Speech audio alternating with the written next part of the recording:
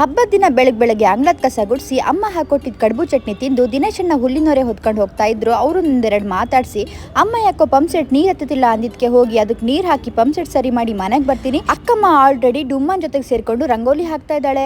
ಡುಮ್ಮ ಅಕ್ಕಮ್ಮಂಗೆಲ್ಲ direction ಕೊಟ್ಟು ಮನೆ ಒಳಗೆ ಹೋದ. ಇನ್ನೇನು ಪೂಜೆ ಶುರು ಮಾಡೇ ಬಿಡೋಣ ಹಬ್ಬದ್ದು ಅಂತ ಹೇಳಿ ಪೂಜೆ ಶುರು ಮಾಡ್ತೀವಿ. ವಸಿಷ್ಠ ಎಲ್ಲಾರ್ಕಿಂತ ಮುಂಚೆ ಬಂದು ಕೂತ್ಕೊಂಡು ಪೂಜೆನಲ್ಲಿ ಭಾಗವಹಿಸ್ತಾ ಇದ್ದಾನೆ.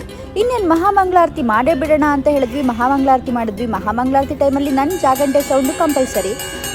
ಅದಾದ್ಮೇಲೆ ಹಬ್ಬಕ್ಕ ಬೇವು ಬೆಲ್ಲಕ್ಕೆ ಪೂಜೆ ಮಾಡ್ತು. ಬೇವು ಬೆಲ್ಲನ ಪ್ರಸಾದ ಅಂತ ಸ್ವೀಕರಿಸಿ ಹಬ್ಬ ಆದ್ಮೇಲೆ ಡ್ಯಾನ್ಸ್ ಮಾಡದೇ ಇರೋಕ್ಕಾಗುತ್ತಾ? ಎಲ್ಲೆಲ್ಲೆಲ್ಲೂ ಹಬ್ಬ ಹಬ್ಬ ಬಂತು, ಯುಗಾದಿ ಹಬ್ಬ ಅಂತ ಡ್ಯಾನ್ಸ್ ಮಾಡೇ ಬಿಟ್ವಿ.